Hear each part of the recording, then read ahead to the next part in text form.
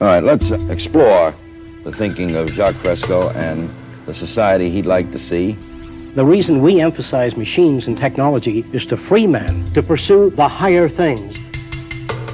Machines ought to do the filthy, repetitious, or the boring jobs. It would take 10 years to change the surface of the earth. To save our environment, our stupidity, our conflict, we've got to reorganize our way of thinking and reconsider our social aims. We must put our mind to this as we do to put a man on the moon.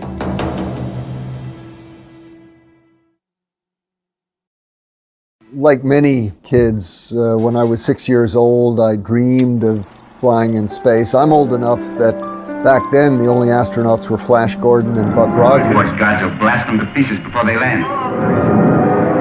And I went on and became a professional astronomer. I was lucky enough to get selected in the first group of shuttle astronauts.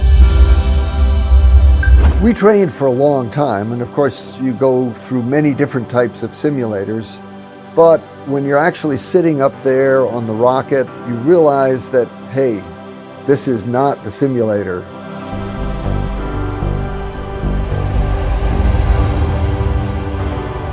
The whole vehicle is shaking a little bit on the pad. And then you hear this roar down beneath you, and the whole shuttle tilts forward a little bit.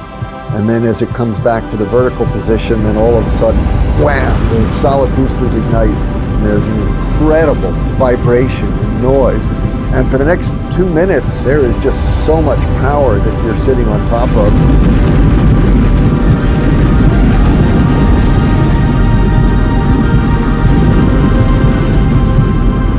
I was just sort of holding on, thinking to myself, whoa, I hope this whole thing holds together. And sure enough, it did.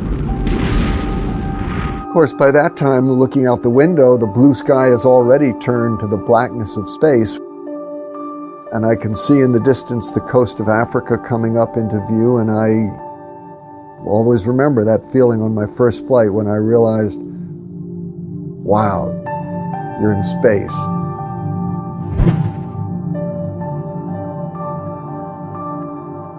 You see from orbit the sunrises and sunsets 16 times every 24 hours. Flying over the Earth at night, in particular, gives you a real sense of human civilization. Because during the day, you look down and you see the colors of the Earth, you see the forms of the landmass of the continents.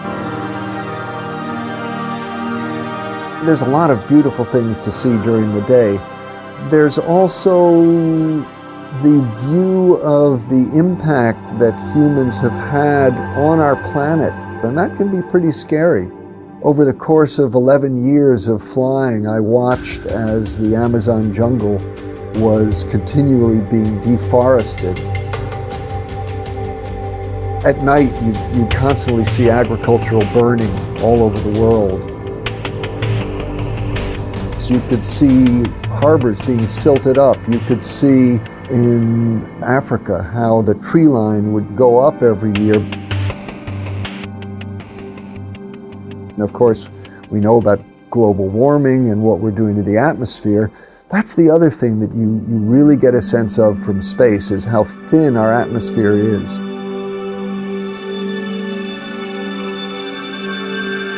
Basically, the idea that we're seeing this environmental damage on the Earth created by humans, but we see it from a cosmic perspective, means that it's just not something that we can ignore. The planet is responding to the presence of humanity.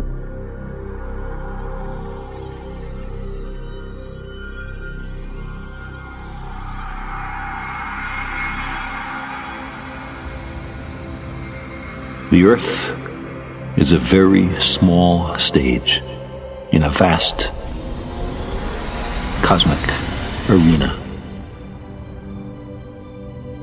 Think of the rivers of blood spilled by all those generals and emperors, so that in glory and triumph they could become the momentary masters of a fraction of a dot. Think of the endless cruelties visited by the inhabitants of one corner of this pixel on the scarcely distinguishable inhabitants of some other corner. How eager they are to kill one another. How fervent their hatreds. Our posturings, our imagined self-importance. The delusion that we have some privileged position in the universe are challenged by this point of pale light. Our planet is a lonely speck in the great enveloping cosmic dark. In all this vastness, there is no hint that help will come from elsewhere to save us from ourselves. From ourselves.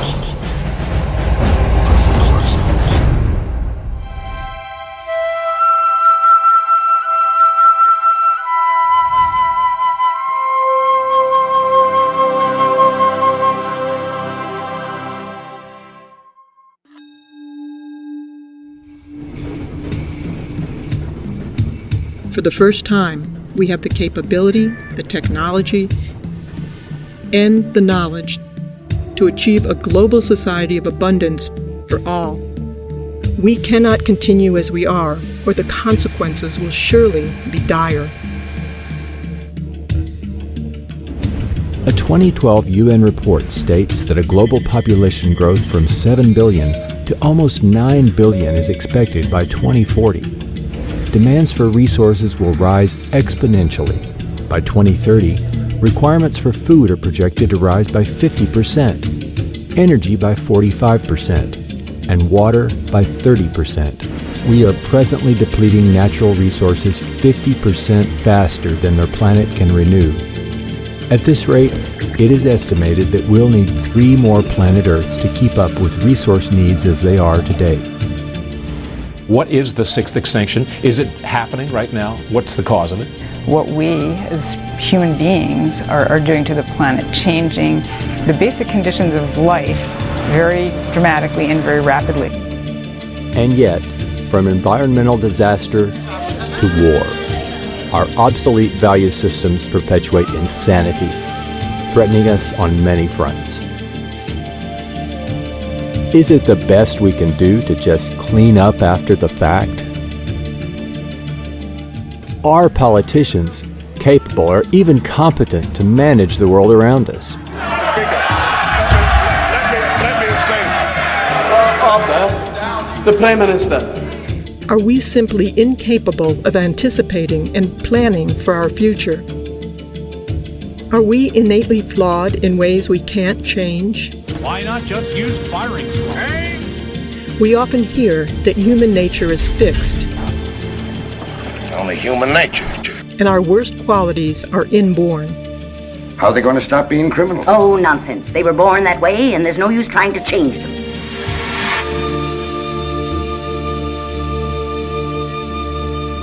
I think it's difficult to talk about a specific human nature like we talk about fixed or modal action patterns in non-human species, but clearly in humans, learning plays the major role. In fact, I refer to humans as the learning animal because humans learn more than any other animal. And yet, considering our history of regression, warlike tendencies, jealousies, and hatred, we still have much to learn. One would think it impossible to simply overlook the conditions we're immersed in. The culture doesn't know any better. They don't know what forces are involved in shaping human behavior.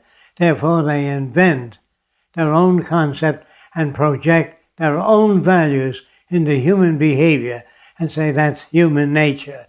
That's where they're wrong. Right now we have an explosion of technologies in our culture, and I think many people think that technology is going to save us. Certainly technology has made our lives easier in many respects. Find parking space. Parking space found. Sometimes it's good, sometimes it's not so good. Drones armed with Hellfire missiles. How would you like to get paid to spy on your neighbors? But there's one technology that we don't have that we sorely need if we're going to really change, and that's a technology of behavior. So the science of behavior needs to be applied like the sciences of physics, chemistry, and biology have been. That's the one missing, ingredient in our culture. And that's the toughest one because it opposes the way that most people think about themselves. Examining human behavior in the same manner as any other physical phenomenon will enable us to understand the factors responsible for shaping our attitudes and our conduct. All natural scientists assume that their subject matters are lawful and orderly. I mean, if they're not, then you can't do science. Behavioral scientists assume that human behavior and the behavior of other organisms is also lawful and orderly. To not assume that means that you accept that human behavior is somehow separate from the rest of nature. We don't make that assumption. We make the assumption that human behavior is part of nature. Human behavior is just as lawful as everything else. The sunflower does not turn to the sun. The sun makes it turn by pulling in membranes. A sailboat cannot sail. The wind moves it. Plants can't grow. They are shoved by sunshine, soil, temperature, all kinds of things. All things are shoved by something else. All people are acted upon by other things. Remember, your mother said cup, table, light, papa, mama, over and over again until you did the same thing. Even race hatred is learned. Awakened as the ideals of intolerance and racial superiority are taught to succeeding generations. You can be brought up to hate Afro-Americans. You can be brought up to hate Jews, Swedes, all kinds of people. I hate Filipinos. I hate Mexicans. I hate them all. We can raise a Jewish boy in a Nazi culture and becomes a good Nazi. Mechanical processes are based upon many interacting systems. What you got there, son? A plane. What makes it fly? Is it the propeller? Well, the propeller's not going to turn unless you have the motor, right? So, it's the motor? But the motor needs fuel. So I'm guessing it's the fuel that makes it fly.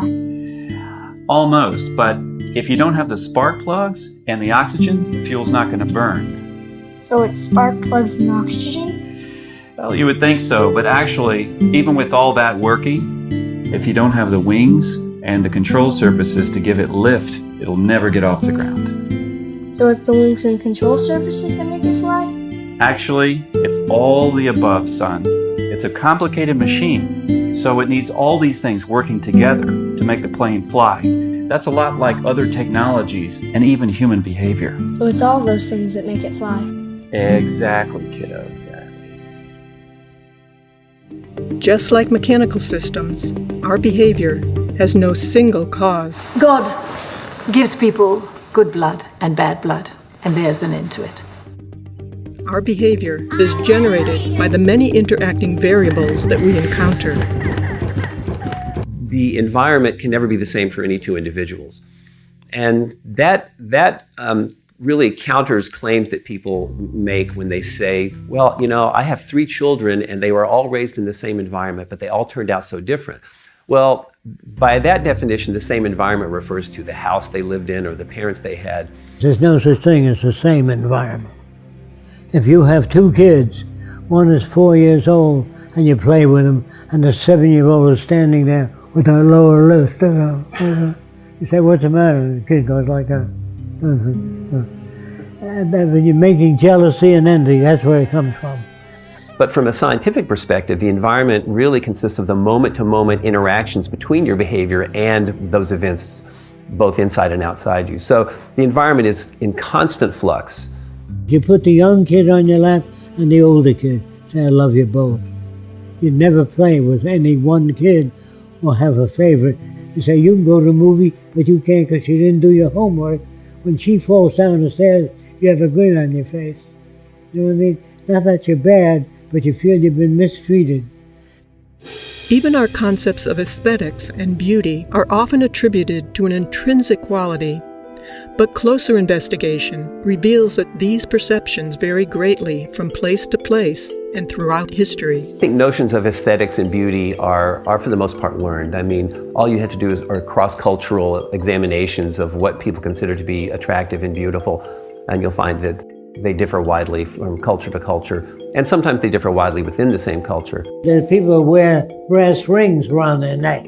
They stretch their neck. If you took those rings away, the head would fall over, and they call that beauty. On some of the islands I went to visit, if the girl had a buttocks that stuck way out, that was beautiful. The other girls were nothing. But even a girl might find herself shut up in a cage until she's put on those 265 pounds that make her almost, but not quite eligible for marriage in her country. I know there are suggestions that there are genetic contributions to what we think is beautiful, but I think the most parsimonious explanation we can have for what constitutes beauty to a given individual has to come from that individual's environment, the culture they're raised in. If everybody had a nose a foot long, you'd have surgery done. There is no such thing as beauty. It's all projection. If you marry the most beautiful girl in the world, and she turns out to be a pain in the butt, that face becomes ugly to you. Some researchers are posing that genes, rather than upbringing, determine if someone might become a criminal, and even a murderer. If you ask people to tell you what determines whether they become a doctor or a lawyer or whatever profession, most people will agree that it has to do with your upbringing. You know, the influences from your parents, from teachers, from others, and not genes. Genes don't determine that you become a lawyer or a doctor. Genes don't give us a value system or a process level by which we operate. Well, genes don't shape our behavior. The genes themselves were shaped by our evolutionary history, but our behavior alone is squarely shaped by the environment that we're exposed to. Behavior does not occur in a vacuum. It is always dependent on considerable environmental input. I wanted to know whether men have a natural attitude toward women or do they learn it. So I went to some island years ago.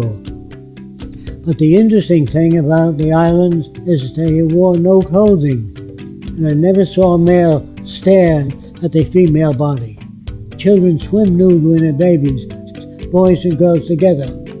There was no peeping toms on the island. There was no pictures of nude women up on the wall in their huts, because it was a normal thing to be nude. They said to the girl, "Me like you," and they stroked them from the top of the head all the way down. But they didn't go for the breasts. Men go for women's breasts in this country because they're taught, hey, get a load of that chick. And whose fault is it? It's not the Democrats' fault.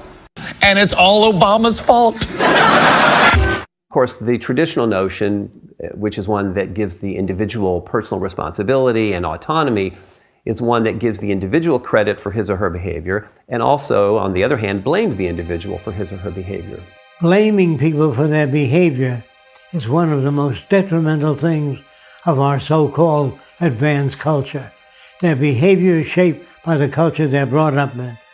And of course, that's built upon or based upon an assumption that we are free and we freely choose our behavior. But a scientific perspective actually takes the opposite viewpoint. The scientific perspective is a determinist one, which suggests that our behavior is lawful and orderly. Our behavior is caused. There's no serial killer that doesn't have a background that made him that way. Every gangster, every New York gangster is made that way by associating with people like that. Our social and legal systems blame and punish the individual. Yet these attempts to modify conduct by punitive means ignores the person's background and surroundings, which shape that behavior to begin with. From old-school prison gangs to disruptive street gangs, it's a dangerous mix for staff and inmates alike. Research shows that learning also changes the physical and chemical structure of the brain. Obviously, there are many contributing factors, but genes play a small role in comparison to the effects of the overall environment on how we learn.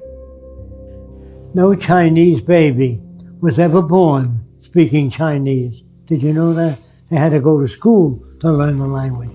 No French baby was ever born speaking French.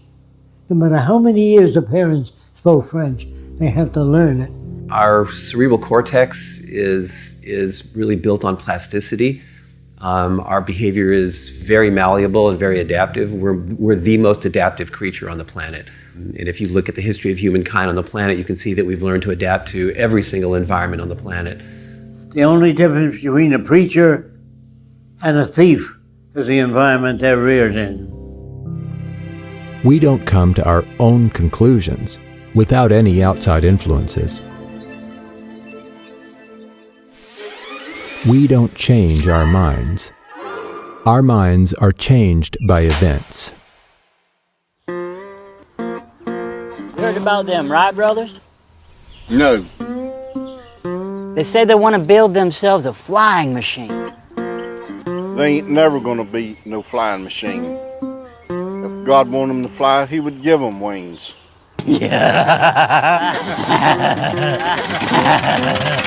Our minds are changed by events. I changed my mind. Yeah, me too. If you're born with a brain that's more effective, faster than the average brain, you become a fascist faster if you're brought up in a fascist environment. A good brain cannot describe that which is significant. A brain has no mechanism of discrimination. Only experimental evidence determines that. If the surroundings that establish our values remain unaltered, in spite of the urgings of poets, priests, and politicians, the same behavior and values will persist. If you tell people that you're not to fish in a certain area, if you don't provide food for those people and the means of living, they will violate those laws. All laws have to coincide with the nature of the physical world. But it isn't the law that prevents crime. It's if you meet the conditions. These days, rhino poachers come by helicopter, armed with powerful tranquilizers and a chainsaw. Rhino horn is now worth more than gold. If people are unemployed, they will do whatever they have to do to feed their family. So if you make a law and say that you're not to steal food, they will steal food if that serves their family needs. Any law that's made by man that doesn't fit the circumstances of reality will be violated. Higher ideals and aspirations that people hope for can't be realized when there is deprivation and war. If you want to go bomb somebody, there's remarkably little discussion about how much it might cost, but when you have a discussion about whether or not we can assist people who are suffering, then suddenly we become very, cost conscious. No culture evaluates human behavior in this way. If they did, they would question what is it that generates greed, bigotry, inequities, and war. They bring you up with the values that put them in power. Unfortunately, all societies to date have indoctrinated people toward values that perpetuate those in power.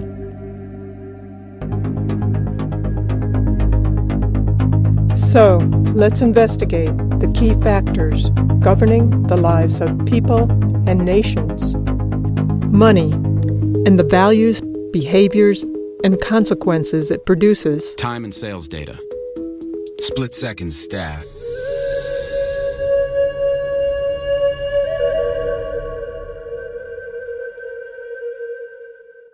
As a remnant of antiquity, money now largely serves as a mechanism of corruption, deprivation, and control in the hands of a few.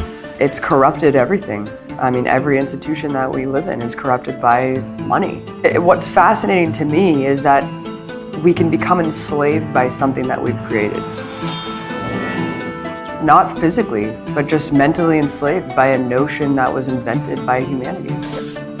It is archaic because I think we've grown past what money can do.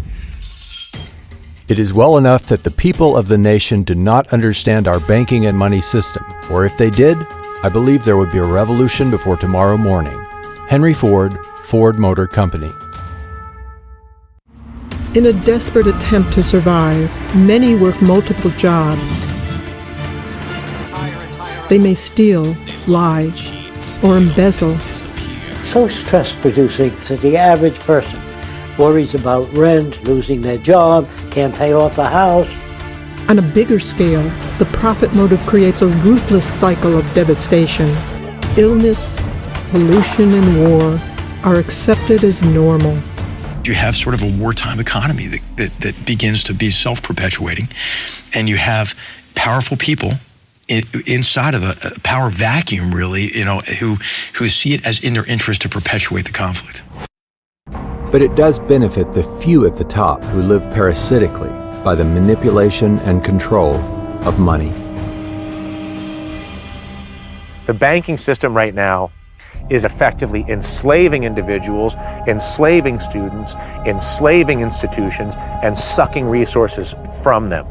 They set it up so that there would be private central banks that could charge everybody interest on the currency and allow themselves to get rich without having to do anything. Who's been doing all of this? It's a group of bankers, the Federal Reserve System, that's a private system. The Fed is a private bank owned by private stockholders. Do not let the name Federal fool you. In 1913, which is when Woodrow Wilson allowed the Federal Reserve System legislation to be passed, most of the Congress people had gone home. This legislation turned the central bank system of the United States over to the Federal Reserve Board, making them the only group that could issue Federal Reserve notes or U.S. dollars. President Wilson, he regretted that. He said that he had just sold this country downstream. A great industrial nation is controlled by its system of credit. Our system of credit is concentrated. The growth of the nation, therefore, and all our activities are in the hands of a few men. We have come to be one of the worst ruled, one of the most completely controlled and dominated governments in the civilized world. A government by the opinion and the duress of small groups of dominant men. President Woodrow Wilson, 1916. It's a fiat system that we operate under, and it's actually someone punching numbers on a computer somewhere. That is how we manufacture money today. There's nothing backing it, there's nothing behind it. When government spends more than it collects in taxes and needs money, it does not print its own money, but borrows from the Federal Reserve in exchange for U.S. bonds, which the Fed provides at interest. When people and corporations want money, they go to banks as well. The system is rigged. If a bank buys a $100 bond, the bank gets to lend out 10 times that amount, or $1,000. They created the extra funds from nothing. No money, gold, or anything to back it up. The bank also gets back the loans with interest for all the money lent. Money is created this way from the simple signature of a borrower with the promise to pay it back. And to make matters worse, very often people are paying the amount back many times over due to the interest. This is the process by which individuals, companies, and governments acquire money. It is respectably referred to as fractional reserve lending and is used globally by most other banking systems, keeping people and entire nations in perpetual debt. So if you just keep printing dollars with no backing, at a certain point people lose confidence in the currency, and that's what's happened. The banking system right now is in the business of manufacturing risk by creating debt for individuals and people. And so there is the risk that those people will not pay that debt back. But the liabilities for the risk have been and continue to be assigned to the U.S. taxpayer in the U.S. currency. We're now sitting in a situation where the world's currencies are about to crash. Nobody knows how long it's going to take, but the Federal Reserve System has been printing dollars like there's no tomorrow. You have what is effectively a criminal enterprise based on the manipulation of people's attention, resources, and time in order to extract value from them. They're stealing money from us that way. They're stealing the result of our efforts and our labor. And that is something that has grown as a cancer on our society. These bankers are all part of a system called the Bank for International Settlements. Most people, even in business and banking, don't understand this bank and its role as the BIS. They own 40% of the assets of the 43,000 companies that are traded on the capital markets. The bank runs itself. It has a board of directors which is composed of 15 governors of central banks from around the world. And they pull down 60% of the annual earnings. They bought up all our media, and that media is hoodwinking citizens. The media has morphed into just peddling the corporate interests of the money masters that control the political establishment. There's about 118 boards of directors that sit on these 5 giant media corporations. And they all serve different boards, of Monsanto to weapons to food. So when you have all these interests bleeding together, it's that much harder to differentiate what interests you're seeing laid out in the mainstream media. Fair, balanced. If you want to understand power, you have to understand who nominates candidates, not understand who votes for candidates. Our system is not a democracy. The percentage of our population that participates in the nomination process is literally less than 5% of the population, and really less than 1% of the population. If I was in control of the nominating process of everything that everybody ate, and I always nominated cheeseburgers or fried chicken, and I told you that it was a democracy and you could eat anything you want as long as it was a cheeseburger or fried chicken, would that be a democracy? I could sell it to you as a democracy because I don't decide whether to eat cheeseburgers or fried chicken. You get to vote in a very large and well-publicized election as to whether we're going with fried chicken or cheeseburgers. And people organize into very tribal groups, being very anti-fried chicken and very pro-cheeseburger, or they'll explain to you exactly why cheeseburgers are going to be the end of the world and why fried chicken's going to save you. Those who can afford it hire lobbyists who essentially buy politicians. Most of the time, either party will suit their needs. Definition of a lobbyist in the United States is someone who advocates for someone else and is getting paid for it. The laws then enacted are quite often written by the corporations to benefit themselves. Professor Thurber sees an underground explosion in lobbying and estimates the industry actually brings in more than $9 billion a year, exceeded only by tourism and government. The reason that we aren't changing things right now is the banks have lobbyists in Washington in numbers I've never seen. Lobbyists are strictly there to buy access. They are not there to enhance the democratic process. Families and working people just don't have that kind of representation, power, or influence to look after their needs. They've designed the system to reinforce and, in a sense, finance themselves based off of special interests. Everything that was around in 2007, 2008 that we get so scared about, the mortgage-backed securities, the credit default swaps, the other derivatives, they still exist. They absolutely do. And yes, there's higher capital requirements for the banks, so they can't be as leveraged, but those are not that high. And if we don't have a media that's providing who's really like writing these bills and passing this legislation and what it's all for and who it serves, then we're living in an illusion. Well, I think that generally the laws in this country are written by the wealthy and the powerful, because I think by definition that's who controls the legislatures and the commanding heights of the power system in this country. And that's a scary reality, because you can pay your way into having laws implemented that serve you and your corporation as you would like them to serve. The complete impunity that corporations have to operate unabated and pollute the entire planet. A major spill of toxic coal ash is raising questions again about the safety of water and the government regulators overseeing industry. There's zero accountability. Other than slap on the wrist of a couple fines here and then. Slave labor to the exploitation of resources on the planet. The slap on the wrist of industries that pollute, cut corners, and violate policies will continue as long as it's profitable to do so.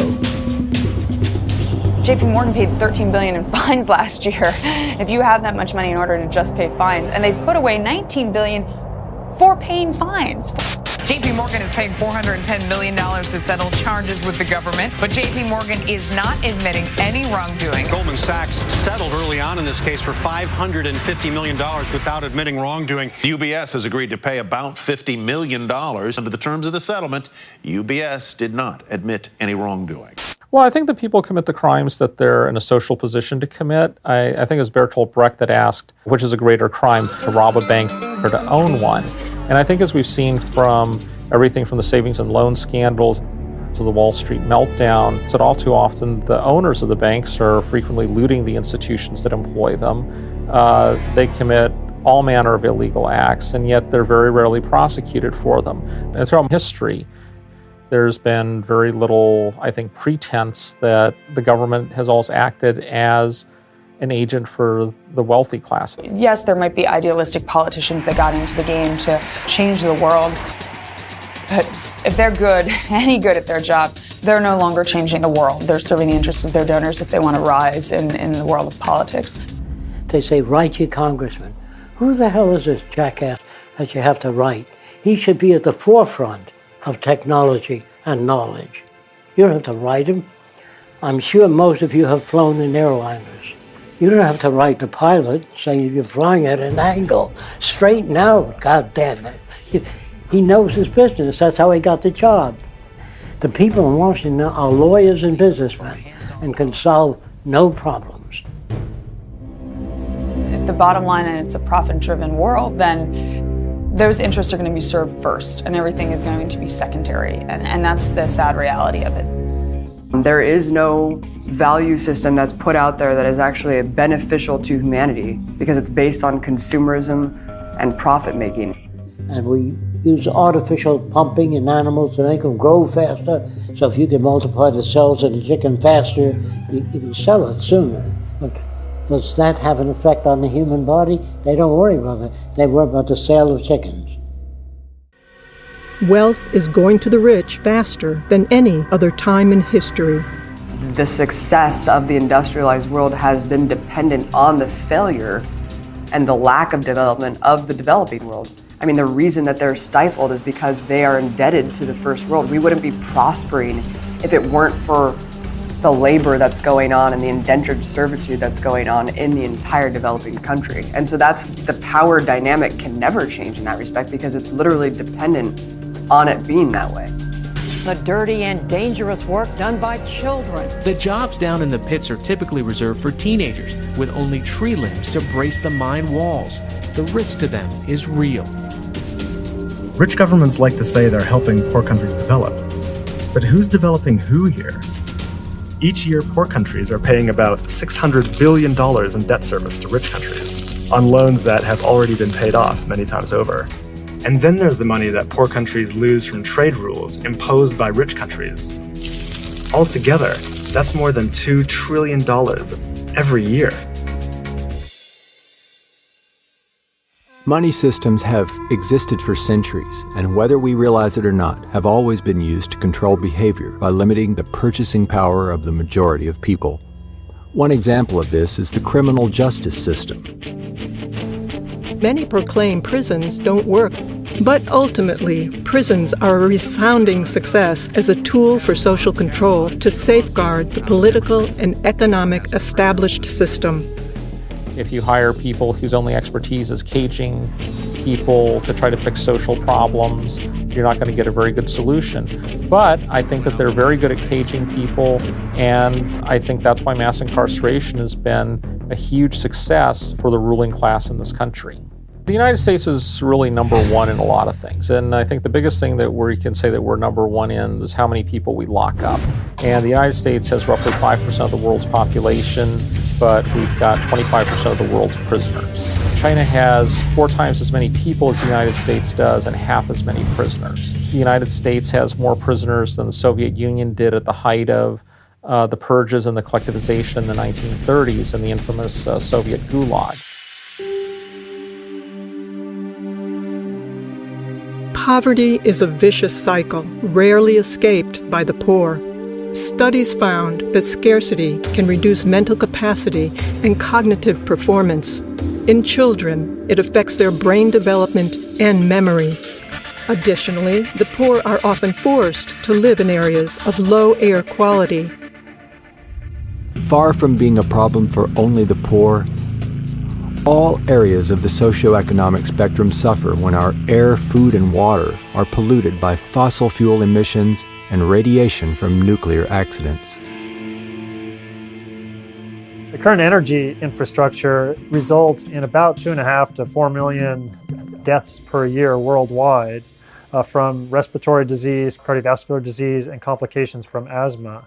We're in downtown Beijing and the pollution readings have once again gone off the charts. Readings are around 25 times World Health Organization standards. Including 50 to 100,000 deaths per year in the United States and 16,000 alone in California. The economic system that we're living in today is destroying the planet because it is based on an unsustainable model. We're seeing proof of that right now. The current energy infrastructure, which has been going on for a long time, has resulted in the accumulation of greenhouse gases and particles that cause warming of the Earth's climate. And the Earth's climate is warming at a rate faster than any time since deglaciation from the last ice age. In addition, higher CO2 levels, CO2 is an acid, it dissolves in water, becomes carbonic acid, and has resulted in the acidifications of the oceans, and this is destroying coral reefs.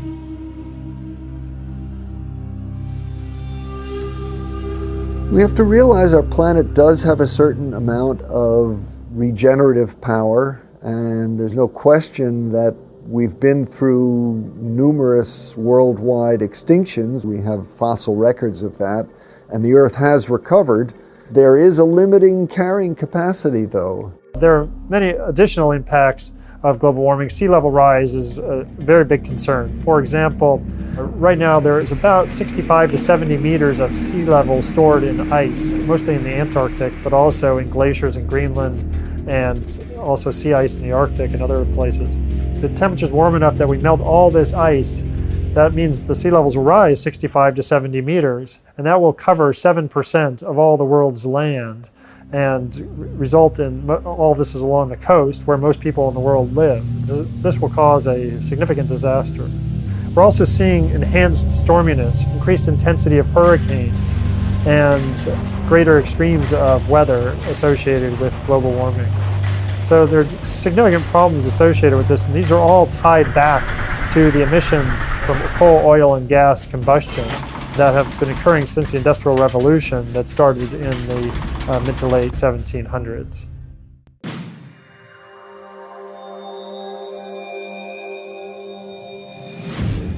It is probable that war itself could be our undoing, let alone the environment. Our brutal, competitive behaviors are not human nature, but simply a result of scarcity, making us all competitors in the fight to attain what we need to survive. And while scarcity is naturally occurring, it's also intentional in industries and governments for profit and national interest. As long as nations are immersed in scarcity, we will continue to have conflicts between people. Crimes, murder, and other violence, to all-out war, the ultimate expression of human stupidity. The ground shook in the U.S. bombardment. Bomb the heck out of them. These behaviors must be surpassed if we wish to survive. The bombs on! That's the best recruiting tool for Al-Qaeda. This guarantees the cycle of violence will go on. And with our technological ability to provide for all, we must take steps towards a different approach. Or the endless cycle of booms, busts, and war will continue. Let me just say, no, peace in our time. Wait a minute ago.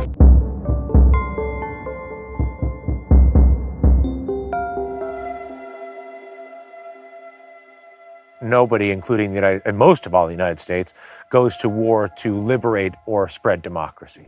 The only incentive on a practical level to go to war is to acquire resources. In the United States case, it frequently is either energy resources, shall I say, supporting political alliances to preserve access to energy resources. Smedley Butler, a U.S. Marine Corps General Major who was the most decorated Marine at the time of his death, stated it well when he wrote, I spent 33 years and 4 months in active military service, and during that period, I spent most of my time as a high-class muscle man for big business, for Wall Street and the bankers. In short, I was a racketeer, a gangster for capitalism. I helped make Mexico safe for American oil interests. I helped make Haiti and Cuba a decent place for the National City Bank boys to collect revenues in. I helped in raping of half a dozen Central American republics for the benefit of Wall Street. I helped purify Nicaragua for the International Banking House of Brown Brothers. I brought light to the Dominican Republic for the American sugar interests. I helped make Honduras right for the American fruit companies. In China, I helped see to it that Standard Oil went on its way unmolested. Looking back on it, I might have given Al Capone a few hints. The best that he could do was operate his racket in 3 districts. I operated on 3 continents. War is a racket. It always has been. A few profit and the many pay. But there is a way to stop it. You can end it by disarmament conferences. It can be smashed effectively only by taking the profit out of war. Our universities today are better equipped than ever. Best microscopes, the best scientific equipment, and the bombs are getting worse. The wars are getting worse. Killing is getting worse. You don't need to kill people, bomb cities. There's something wrong with our culture, very wrong. To blame any individual or corporation does not get at the root causes of the problems. The structure of our socio-economic system itself has everyone out to meet their own needs, creating a predatory, competitive environment. Attempting to find solutions to the monumental problems within our present society will only serve as temporary patchwork, prolonging what is quickly becoming an obsolete system.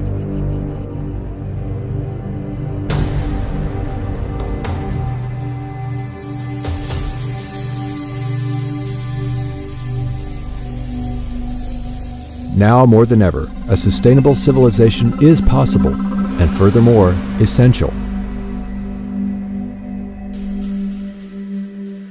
Our social designs, language, and values have evolved from ages ago.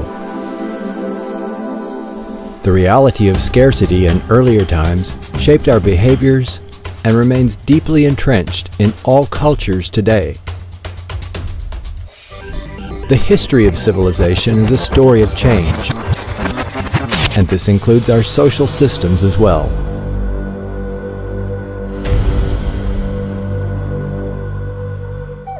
Our earliest enlightenments were but stepping stones in the sequential development to our present science and technology, which could now produce and distribute abundance to everyone.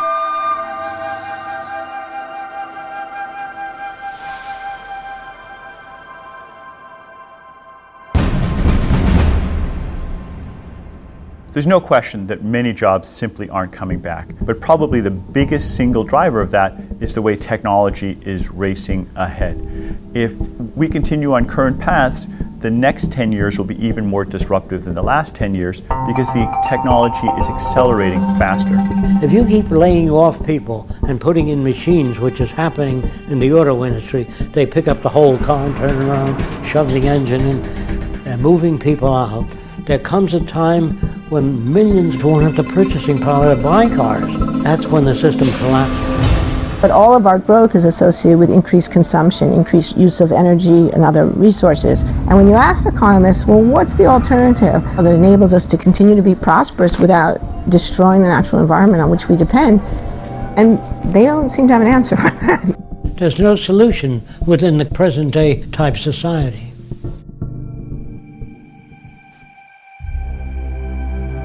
The Venus Project proposes a workable alternative.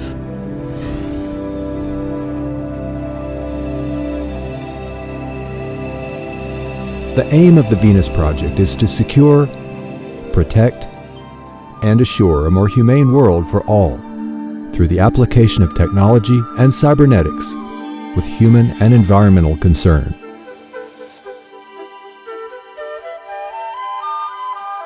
People need information to be able to move into the future intelligently. Without information, there's no way you can develop a sustainable culture. It can't be done politically because the problems are technical.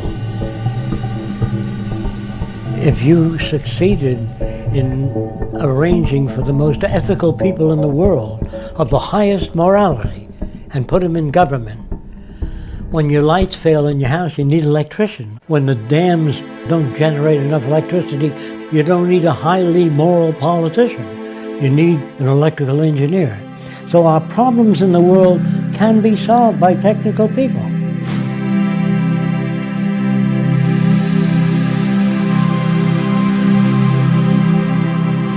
What science does provide for us is a great deal of information about the implications of the different options we have.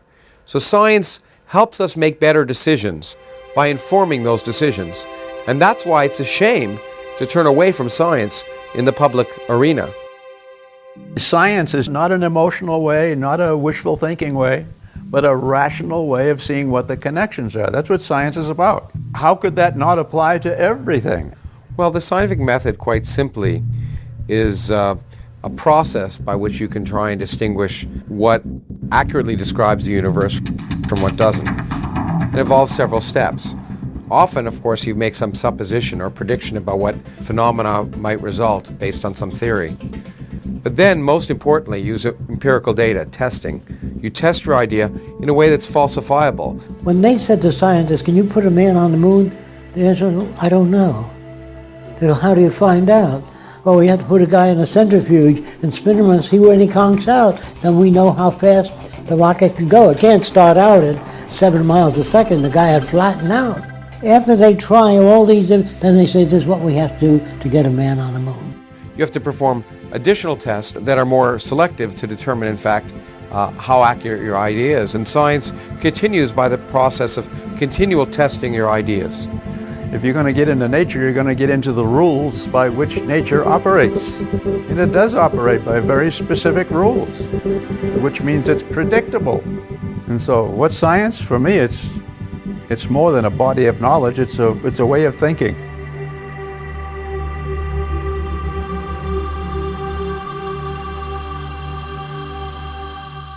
Now, language itself is subject to interpretation. When you say something, it goes through my filters and comes out a little different than what you mean. Now, if you had that in the scientific world, engineering world, when engineers talk to each other, they use physical reference for their language. If they all interpreted what they think the other guy meant, you couldn't build bridges, they'd collapse. So in medicine, when a doctor says hemostat, the nurse doesn't hand him a towel, she hands him a hemostat. So that language is very precise. The thing about science is it's independent of culture, religion, language, everything. That's why scientists from around the world can work together. We all speak the same language. They're talking specifically. A wonderful thing about a blueprint, if you give a blueprint of an automobile to Italy, China, France, they all turn out the same automobile because it has uniform interpretation. I was just giving a lecture about two very important results which vastly disagree. What did the two groups do that vastly disagreed? They decided to work together. And their interest was determining what nature tells us, not what they wanted to be true. There's no Chinese way of building airplanes. There's a mathematical way. Oddly enough, we've never applied the methods of science and engineering on a global scale to achieve a more just and equitable social arrangement. Our failure to do so leaves us continuously on the brink of oblivion. Scientists were never asked to design a society without automobile accidents. They were never asked to design a city that's self-sufficient. You know, you took the Manhattan Project, they were supported, so they built the atom bomb. We're working on the wrong things.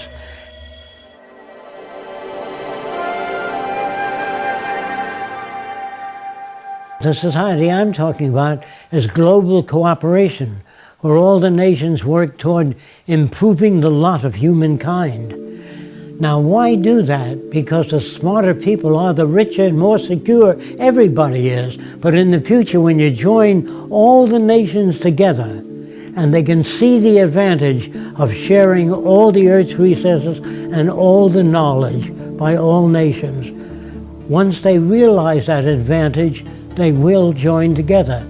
If they do not, they'll kill each other. That's what endless warfare has led to. Brigandage. What else could happen? But we, who are all that are left of the old engineers and mechanics, have pledged ourselves to salvage the world.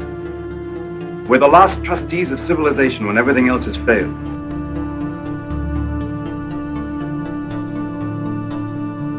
If our planet had a common catastrophic threat, such as a large meteor heading toward the Earth, nations would unite and call upon science and technology to solve the pending catastrophe.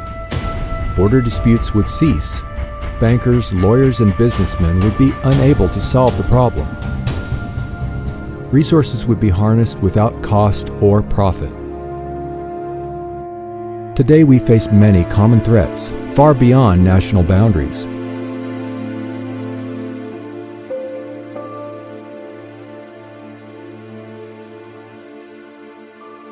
In the world today, we have enough resources to solve most human problems.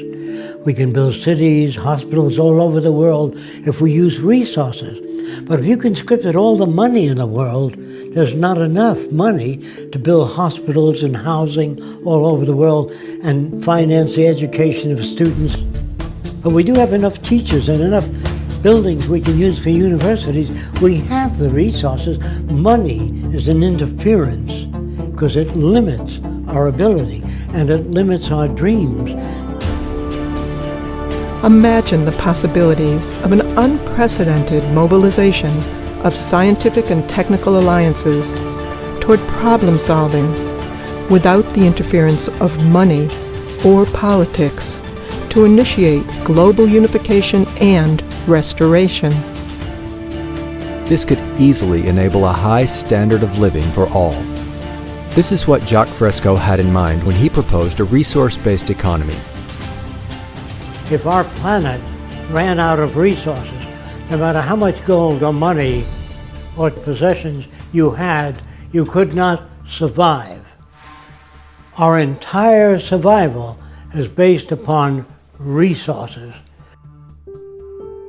Growing up in the Great Depression in the early 1930s in New York City was a catalyst for his life's work.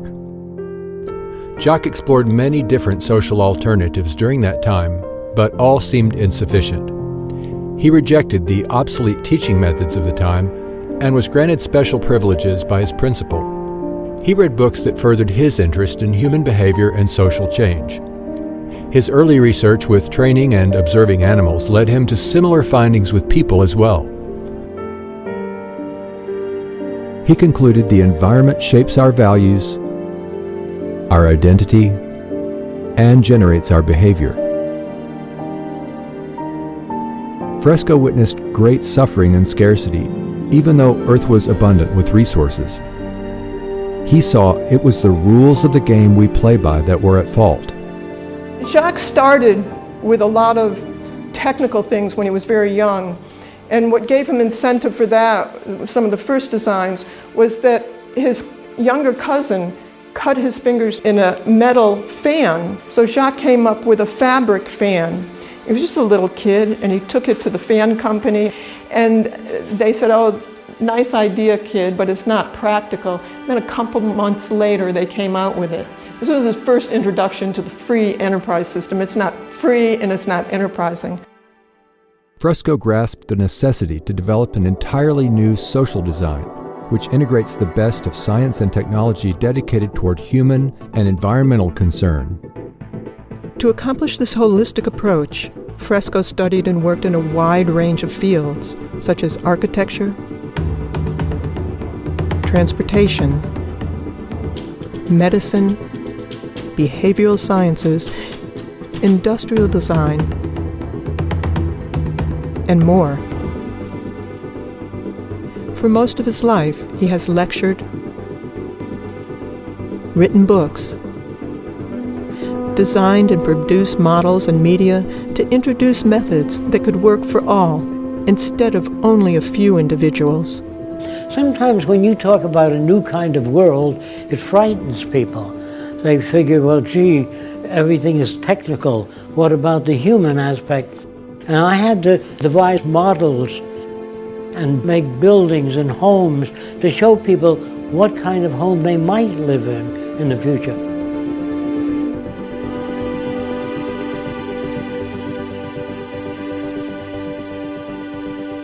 I really don't know what the future will be like, but there are possible alternatives, thousands of different alternatives.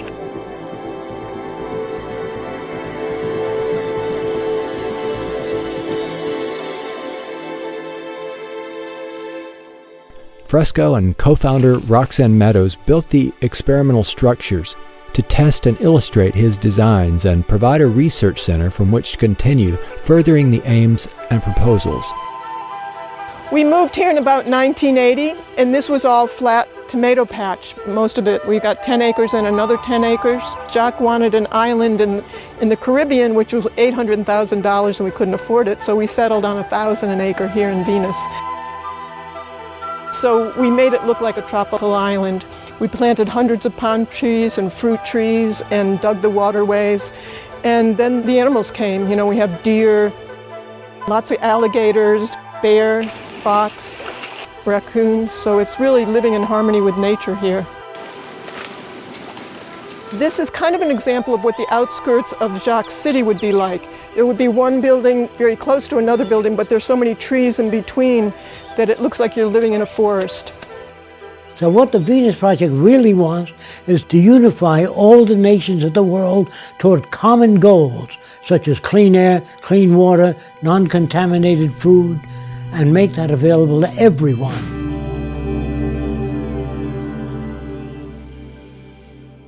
What is really needed is the intelligent management of the Earth's resources. A resource-based economy is based on the carrying capacity of the Earth and its resources. If you don't work in terms of existing resources, you're working in some metaphysical plane. In a resource-based economy, all resources would become the common heritage of all the world's people, and access to the necessities of life would be for all the world's people. There would be no more monetary systems or trade, barter, or any other system of human servitude. A resource-based economy allows social advancement and worldwide reconstruction in the shortest time possible. Under scientific scales of performance, we can provide everybody with more than they need. I'm saying that the average person in this Venus Project will live better than the wealthiest people today. But first, you take a survey of the Earth's resources. You don't leave it up to the opinion of somebody or a group of people. You find out what you have, and that gives you the parameters of what you can work with. So you find out where your technical personnel are, where your water is, where your arable land is, the health of the people and the needs of the people, and you build according to that. That will determine where your hospitals go and everything else. A resource-based economy operates as a balanced load economy. This means avoiding shortages and overruns, thus optimizing efficiency and conserving energy. There would be no excesses and little waste. It would be balanced to the environmental conditions and human needs. For instance, there would be no houses without people in them, or cargo trains traveling empty or stored in freight yards dependent on the business cycle for their use. This also ensures natural resources are not depleted as in our present system. Here's where I got the ideas from: the human body. The brain says, if I do all the thinking, I want most of the nutrients. Then the lungs would say, just a minute, if I don't oxygenate the blood, you couldn't work as a brain. So the brain says, all right, I'll give you whatever you need. Then the liver says, if I don't filter, the brain and the lungs will die. So every organ gets whatever the hell it needs. And so you have a system that works. When you get an infection in your toe, there's no committee meeting, no democracy, where they send the committee to the brain, say there's an infection in the toe. The brain says, we're going to do a 3-month study. By that, your infection's up to your knee. To achieve the intelligent management of resources, technologies are used to monitor and track goods and services. This is similar to industrial processes of today, but updated to equitably distribute goods and services to all. This is the basis for a total global systems approach. I can imagine an abundance economy where robots do most of the work, where our food, our clothing, our shelter are created by machines.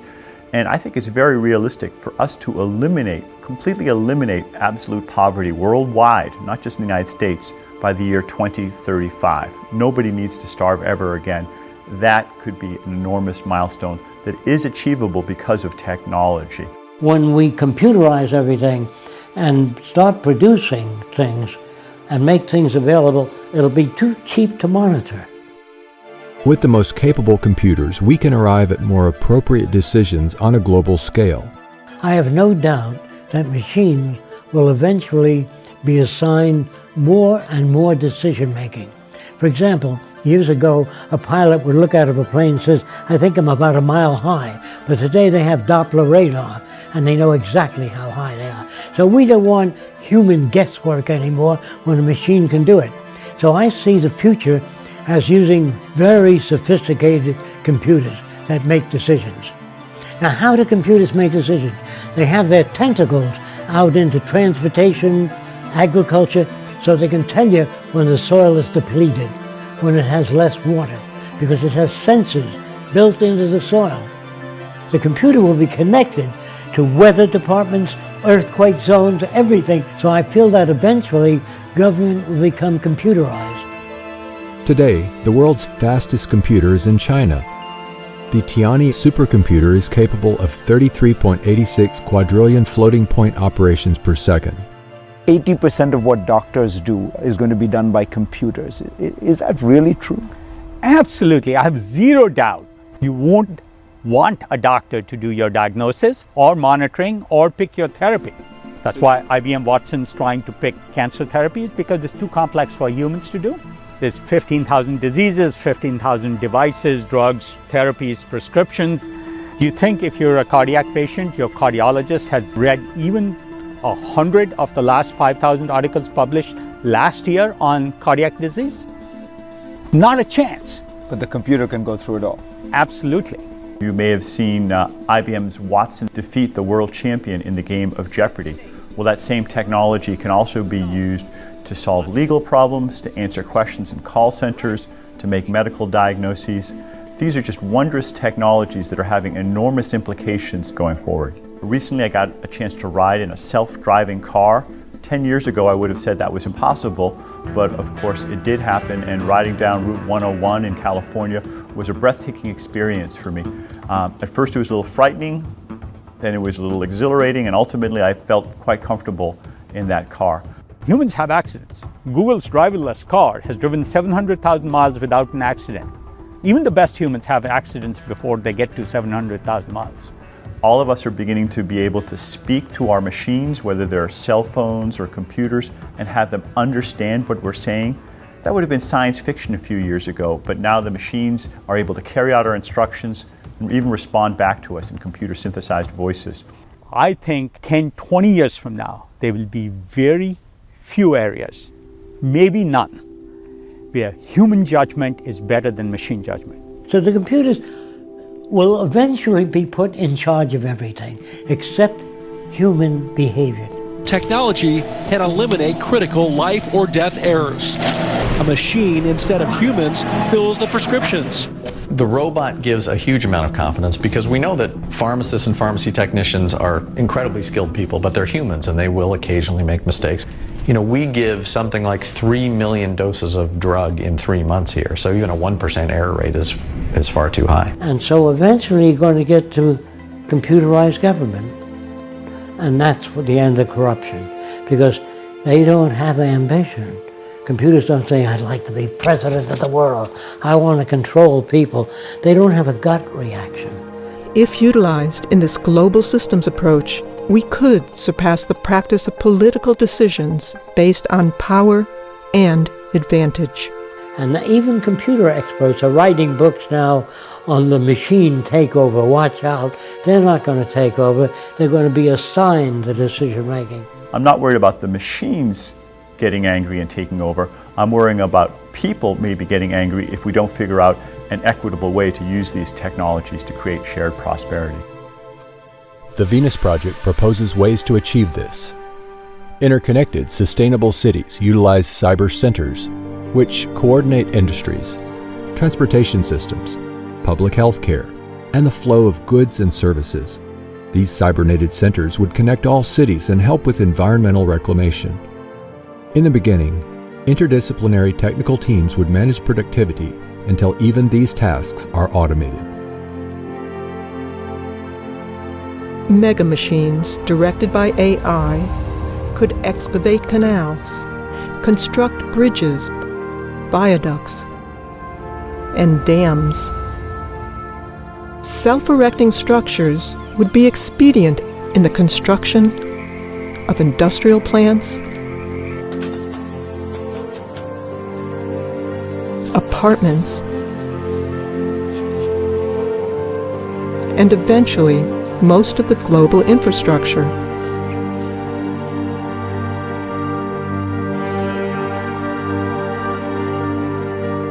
We study all the negative effects before we build anything. So there's a whole group of engineers and computers doing long-term studies of all the negative retroaction. With the threat of climate change, we may be forced to take large engineering feats. The Venus Project proposes automated canal diggers to bring rising seawaters into below sea level deserts, enabling them to bloom.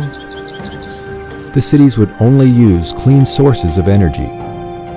Some say this is not possible, but even today, Professor Mark Jacobson is demonstrating otherwise.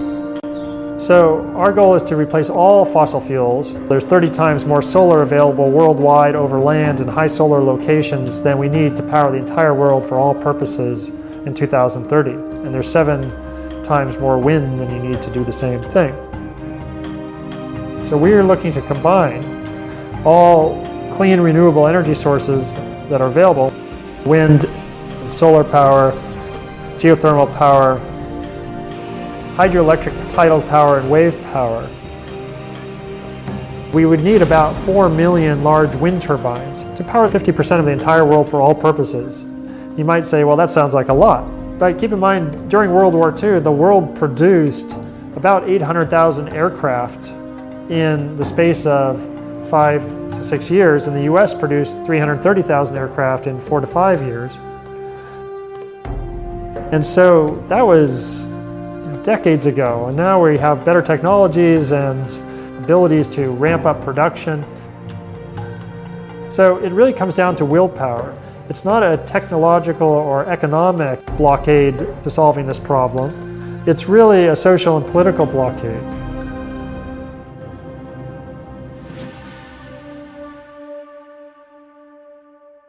The first city would be a testing ground for the implementation and further development of these social aims. The first city would be a huge research center, making automated systems for the next city, making the first city better as well. It would be a place where we would disseminate information. We'd have movie studios, we'd be making gaming, computer animation, a lot of different media to get to the public. It would be like a university city. We would have instructions as to what sustainability really means for the future. The cities of the future are circular, not because I like circles. It's because you only have to design one segment of the system and then reproduce it in pie-shaped sectors, and that would be the most economical way. When you build suburbia, it's spread out, and you have to travel one way to the dentist, the other way for shopping, another way to the doctor. The system is self-contained. There are wind generators. All the rooftops are solar generated. All of the garbage and waste is recycled under the ground, underneath these roadways. All of the roadways contain piping running up and back, and we use all that hot water to operate the air conditioning and the needs of the city. Now these are where the residential district is. If you work in the medical center, you can live here if you choose to. So this is essentially a collection of variations in houses.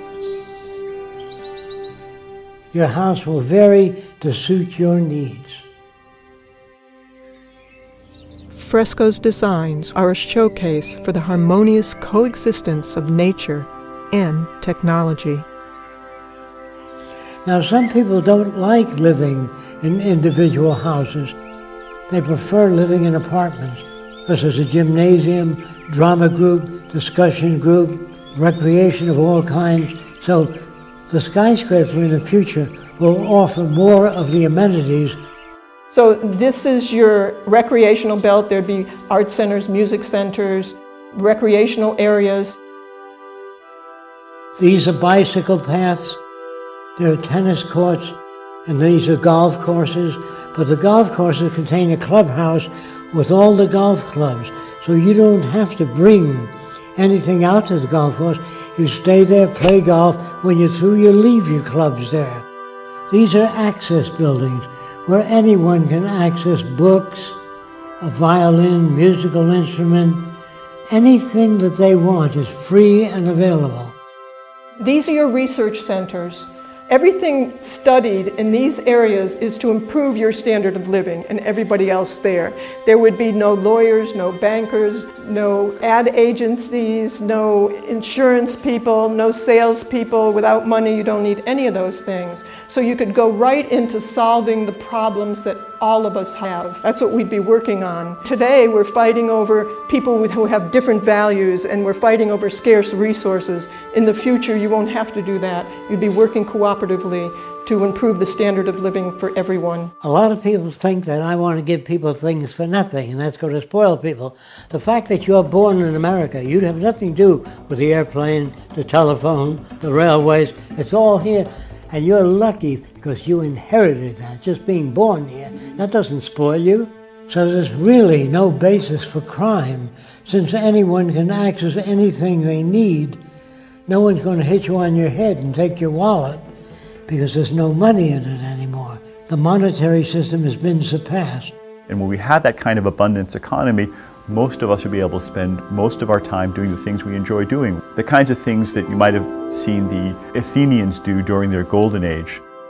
They had human slaves take care of their basic needs. We can do it with robots. Amazing. And what would you suggest the cooks and housewives of the world do with all that extra time? There's an island called Isle of Man. On that island, there's a stream down below, and the women wear a harness. And they go down, they get 2 buckets of water and climb up to their home up there where they boil and cook food. The women have to skin animals and get the animal fat out to operate their lamps. And if someone said to the women, someday you'll turn a gadget and water will flow at whatever speed you want, without you having going down to the river. And someday you'll press a button and the lights will go on. And you won't have to skin animal fat. And the woman says, yes, but what will women do? People will get engaged in how to live, how to relate, to travel, scuba diving, restoring the reefs of the oceans that we damage, cleaning the ocean and the atmosphere. So much we don't know. And you go back to school free of charge. And every city will be a university city where you're updated on what's new.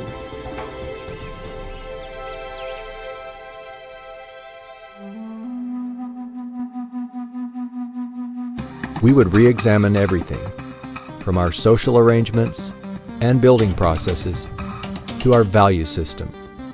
Let's explore how this new social concept would work within a resource-based economy. It's not just architecture, It's a way of thinking.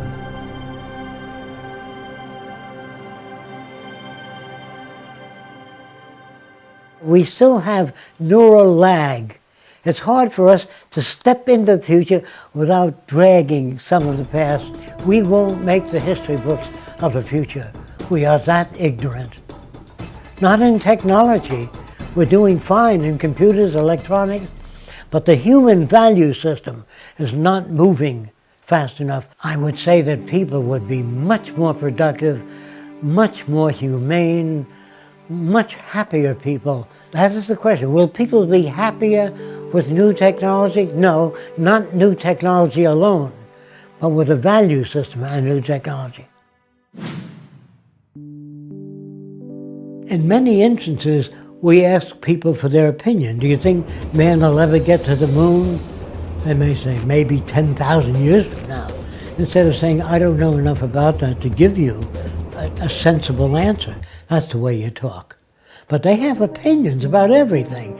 There'll always be war, there always has been war, because man is greedy. That's what a repeat or a loop of what they've heard in the past. The point is, ladies and gentlemen, that greed is good. Greed is right. Greed works. People are reinforced in this culture to be greedy. The more you have, the more you abuse other people. In order to get what you have, you're looked upon as being successful. You admire the people with money that have those things.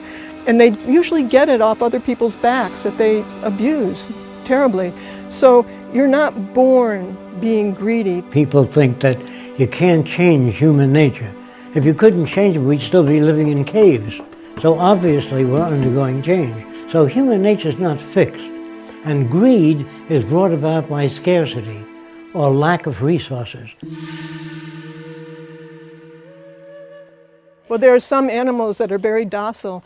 The cows on the next field, they wouldn't hurt each other at all. But when we approach them with oranges, because there's a scarcity of oranges, they start bucking each other.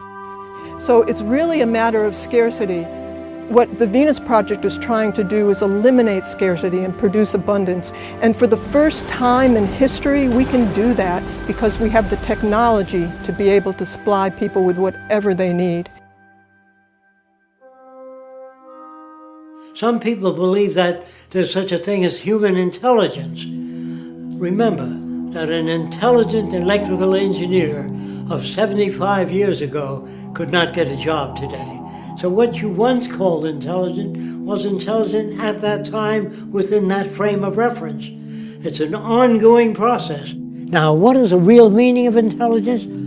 The ability to extract significant information from any situation. I would say it depends on the next 20 years.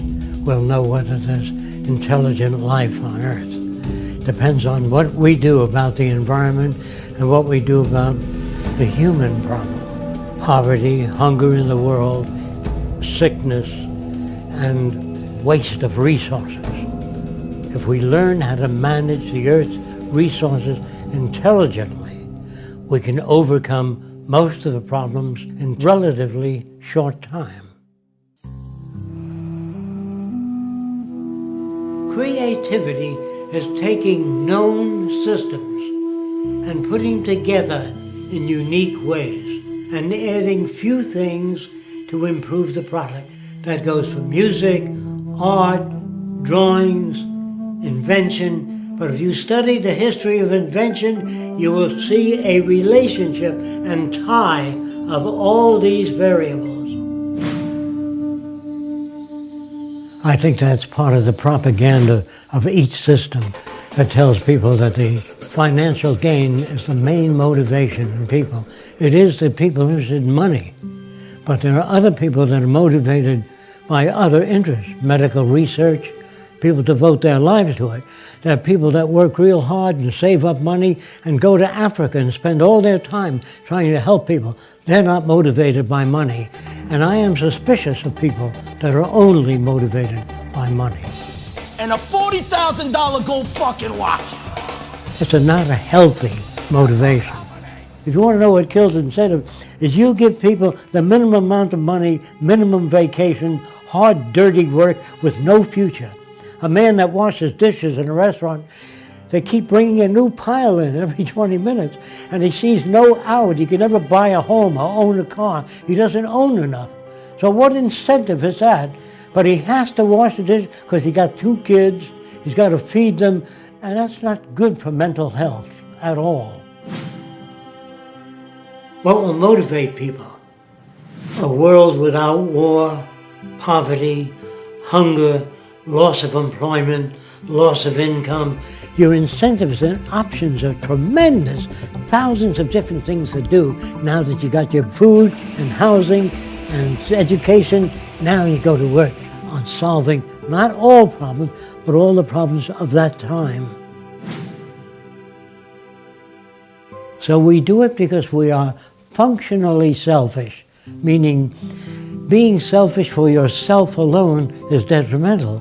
But functionally selfish means take care of the environment, share ideas with people, and in that way we all gain.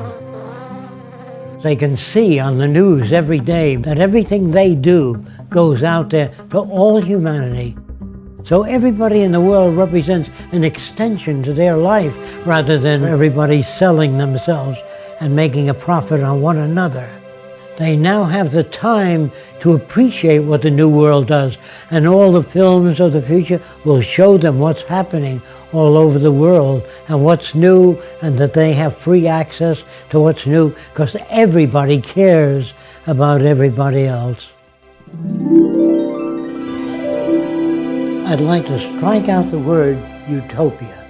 There's no such thing. It's like designing the best city possible. That's not possible.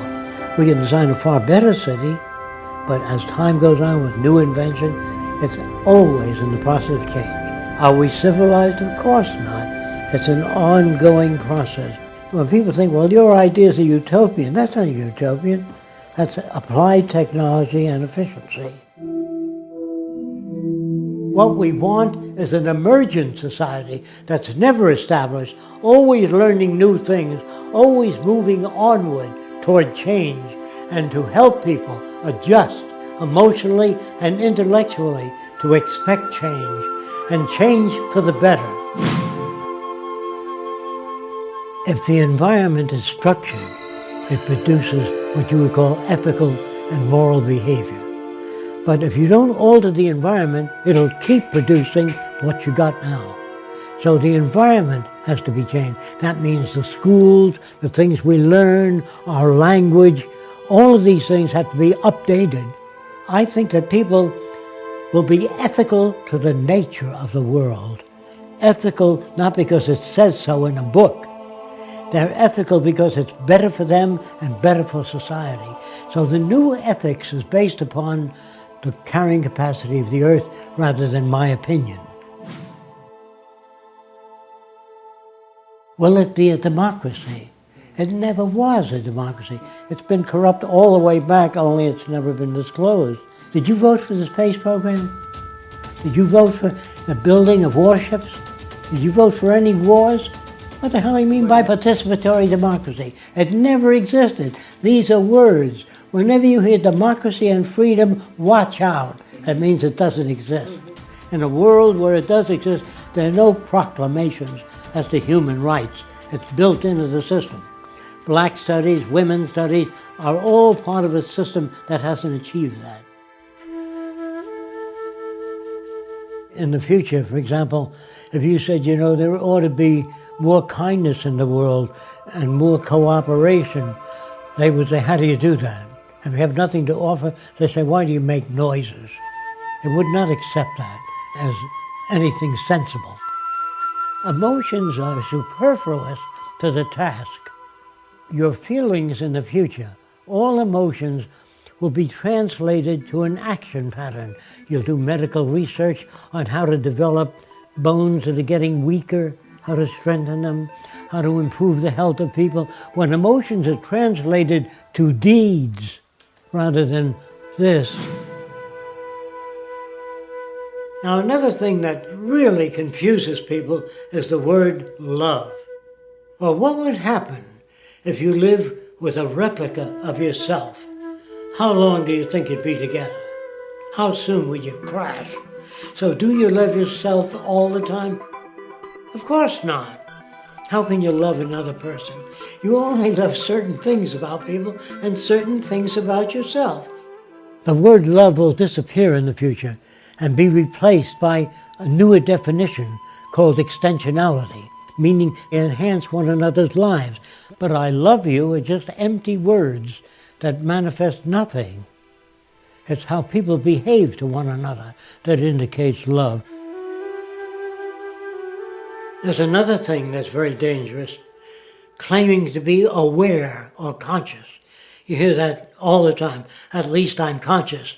Well, I usually meet with those people and I say, where is your liver? I'm not sure. How fast is the blood moving through your veins and arteries?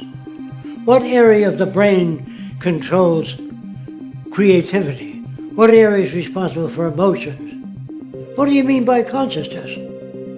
The human being on top of the Empire State Building can see a 3-foot ball, but a chicken hawk can see a dime and see whether it's heads or tails. The term used, consciousness or awareness, is limited to your senses. So we can never be conscious. We can grow in degrees and understand perhaps a little more about many more things, but we never can achieve consciousness because we don't see gamma rays, cosmic rays. We don't see all of those things without instrumentation. Religion has an old book with a lot of myths, packed with myths, and it doesn't change every year. Consider this. A scientist has a book on astronomy. Every year that book undergoes change. If you have a book on electronics that's 2 years old, it's obsolete. So they undergo change. But here's a minister with that one book under his arm. A real simplistic interpretation of the earth. And it caters to what people fear. What happens after death? What happens now is that myth and superstition is pervasive, not because we don't have better ways of understanding things, but because people want to believe things that make them feel better. Then they tell you in school that everything in nature has a purpose. You know, what's the purpose of life and all that. So they say the purpose of the eyebrows is to deflect sweat off to the side. That means there's a designer. Now what's the purpose of coughing and sneezing? To infect other people? They say the purpose of horns on an animal is to protect itself. So I said, what's the purpose of those horns? They say, that's for ramming other animals. I said, what if the horns go off to the side? Well, that's for keeping them off the side. What if they go back? That's keep them off the back? No. Animals are born with every which way horn, and they learn how to use them. People hope that there's some cosmic purpose to their life, but in fact, science, as far as we can tell, tells us there's no evidence that there's purpose to the universe. Does that mean there's no purpose to the universe? No, we can't prove it. It just said there's no evidence of a universe with purpose, and the universe effectively acts like it has no purpose. Now, should this depress us? In my opinion, no. Because what it means is that the purpose in our lives is the purpose we make. We don't want people to have loyalty to corporations or a country. We want them to have loyalty to methodology and loyalty to invention, meaning to improve everything that exists, to make them better, smarter, faster, and make them available to all people. That's the kind of loyalty that's needed. If China comes up with a new way of producing automation, congratulations. If Africans come up with a great idea, congratulations. No more loyalty to corporations, to country. Loyalty to the earth and to all the people on it, and to make the earth a far better place than it is. This is the kind of loyalty I'm talking about. This is the kind of pledge allegiance I'm talking about, to pledge allegiance to methodology.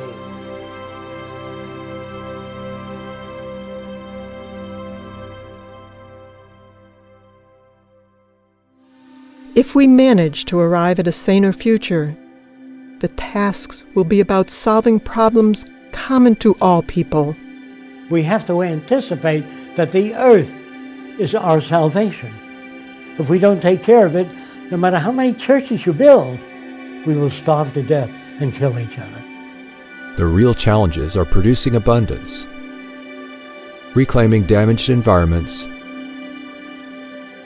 sharing and creating innovative technologies, and improving communications between people. I know we can build a far better world without war, without most crimes, without the need for prisons, and without the need for money. We can surpass that. We have the technical ability to make things available to everyone. All the wonders of technology have no meaning at all unless it enhances the lives of everyone. The vision of applied science can serve the common good. And though this goal has eluded human civilization for centuries, the possibility of a better life for all will depend ultimately on the choices we make today.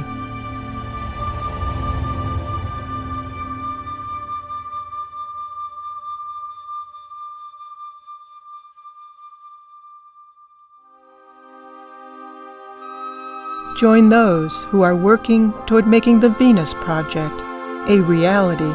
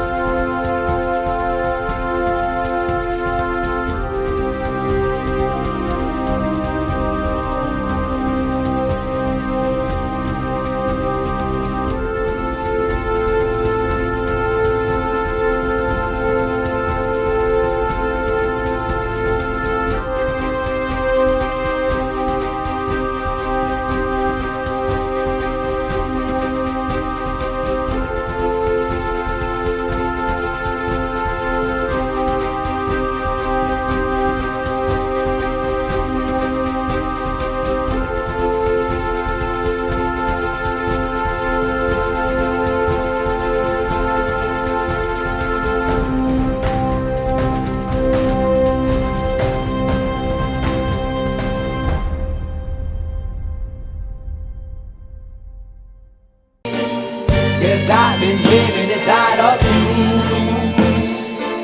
but I guess it's time I set me free, and there's nothing that you can do. I hope you can see. I can't seem to keep people around me, cause I'm scared that they might know the truth all about me. Then they might doubt me, there's no other route. I wanted to shout, but it's too late now cause I'm drowning. Got two-faced like I'm a clown, man. Life is too great, no, it's astounding. I'm in good shape, ma, but you know that I'm drowning like a cup in a cage. I can't cope with this hopelessness, though I try to be open and go with it, but I'm soaking in the pain like a rain never stop flowing in. As I'm floating in a glowing river through a golden gate, trying to motivate. Yeah, I do my fucking best, but there's two voices in my head, I just can't. I just fucking can't. Cause I've been living inside of you, but I guess it's time I set me free, and there's nothing that you can do. I hope you can see me, cause I've been living inside of you, but I guess it's time I set me free, and there's nothing that you can do. I hope you can see. Baby, what you acting like this? You be fine, trust me, just in time to get along. No, leave me alone. alone? Why yes, can you see that you are alone, big? We're now sitting in our own throne, big. We need nobody, can you see it through? But it's not you who I should be listening to. Guess what, big? Nobody fucking needed you. No, ain't nobody fucking needed me. Yeah, they never needed us. Like when they nailed Jesus up, there's no fucking heaven, then they don't believe in us. But they my friend, I'm the only one that you can trust. Yeah, god damn it, you an idiot. Go online, be a slave for the media. And you forgot what your father said. Are you serious? Look at yourself, big. You fucking idiots. Cause I've been living inside of you. But I guess this time I set me free. Oh, I love this. I love There's nothing that you can do. But the guy is always I see. I know you can see. Can you see it, big? There's no one else. Cause I've been living inside of you. You have to accept it. But I guess this time I set me free. And there's nothing that you can do.